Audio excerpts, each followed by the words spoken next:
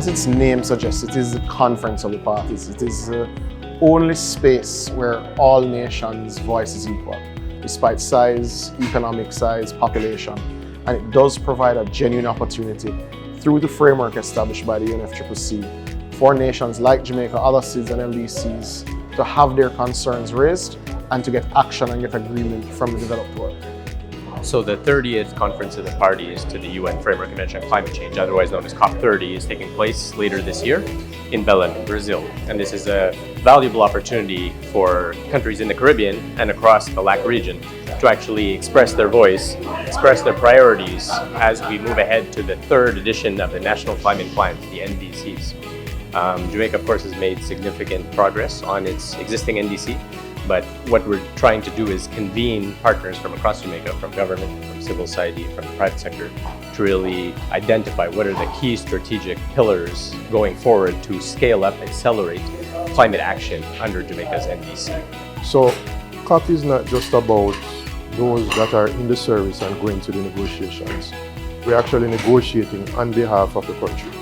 And so when we have stakeholders from academia, from other ministries and departments and agencies, civil society, non-government organizations participating, what we do is get a fulsome picture of what the challenges are in every sphere and every area of society. And with those pictures in mind, we're then able to go and meet the negotiating challenges, putting forward what it is that we think is best for us to be able to meet the needs of the people of Jamaica. Ease of access to finance is always our first priority. An economy our size does require outside intervention if it is to achieve its mitigation or adaptation targets. There's no two ways about it.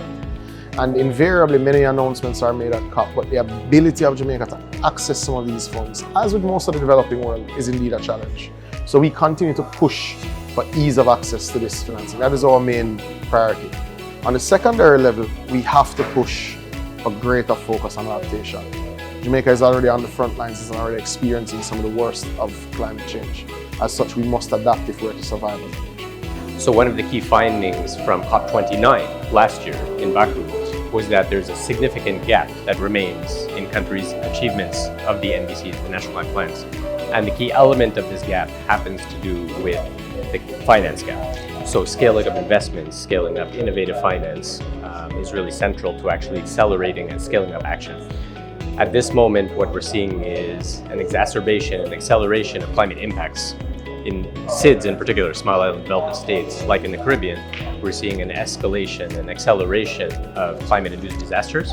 Last year was a case in point with Hurricane Beryl, but also many. It was the earliest significant Category 4 hurricane season ever.